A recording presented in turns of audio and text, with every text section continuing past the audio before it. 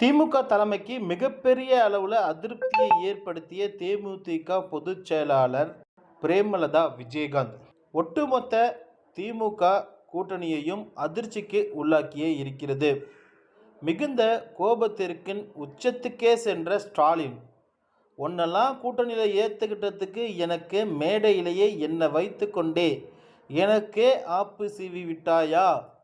கொந்தளித்த ஸ்டாலினை மருமகன் சபரீசன் பேச்சுவார்த்தையின் மூலமாக சமாதானப்படுத்த முயற்சி. கடுகடுக்கும் ஸ்டாலின், குதூகலமான பிரேமலதா, எதிர்க்கட்சிகளுக்கு தற்போது விருந்தாக பார்க்கப்படும் திமுக தேமுதிக கூட்டணி கட்சிகளின் விரிசல். அப்படி என்னதான் நடந்துச்சு வாங்க பார்க்கலாம். சேலத்தில் நேற்று நடைபெற்ற பொதுக்கூட்டத்தில் முதல்வர் மு.க. ஸ்டாலினோட இணைந்து பிரேமலதாவும் பங்கேற்றாங்க. அப்போது மேடையில் ஏறி தமிழ்நாடு முழுக்க ஒரே ஒரு குற்றச்சாட்டு தான் எங்கள் அண்ணன் மீது இருக்குது அப்படின்னு சொல்லிட்டு பிரேமலதா பார்த்தீங்கன்னா இவ்வளோ பெரிய குண்டை திமுகவுக்கு எதிராக தூக்கி போட்டுட்டாங்க. அதாவது என்ன சொல்லியிருக்காங்க அப்படின்னா, எங்கு பார்த்தாலும் பாலியல் வன்கொடுமை, போதை கலாச்சாரம் தலை தெரித்து ஓடிக்கொண்டு இருக்கிறது. அதை தவிர வேறு என்ன சொல்ல முடியும்? எங்களுடைய இந்த ஆட்சியின் மீது வேறு ஒன்றுமே உங்களால் சொல்லவே முடியாது அப்படின்னு பகிரங்கமாக தெரிவித்திருக்காங்க. இந்த வார்த்தையில் கேட்டு மேடையில் அமர்ந்திருந்த திமுக உள்ளிட்ட கூட்டணி கட்சி தலைவர்கள்லாம் பார்த்தீங்கன்னா அதிர்ச்சியில் உறைந்தே போனாங்க.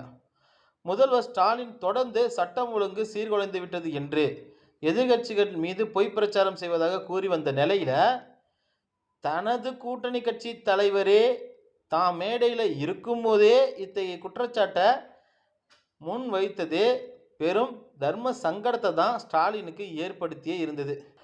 இந்த சம்பவத்துக்கு பிறகு பிரேமலதாவுடைய செயல்பாடுகள் மற்றும் பேச்சுகள் குறித்து திமுக தலைமை பார்த்தீங்கன்னா கடும் அதிருப்தி அடைந்தும் இருக்காங்களாம். கடலூர் பிரச்சார கூட்டத்தில் கூட விடுதலை சிறுத்தை கட்சி தலைவர் திருமாவளவன் பார்த்தீங்கன்னா அவர் அறிமுகப்படுத்திய போது எழுந்து வணக்கம் கூட தெரிவிக்காமல் அமர்ந்து இந்த சம்பவம் ஏற்கனவே சர்ச்சையை ஏற்படுத்தியிருந்தது.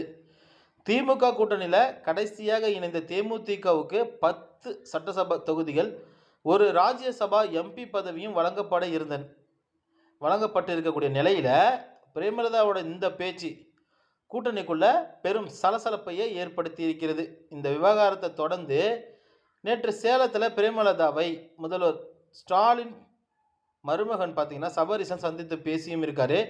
அப்போது பிரேமலதா, நான் பேச வந்தது வேறு சொல்லியது வேறு என சமாளித்ததாகவும் தெரிவித்திருக்காராம்.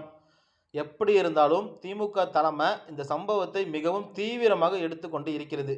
ஏன்னா கூட்டணி கட்சி தலைவர்களை மதிக்காமல் பேசும் பிரேமலதாவின் அணுகுமுறை திமுகவுக்கு மேலும் பாதிப்பை ஏற்படுத்தி கொண்டு தான் இருக்கிறது.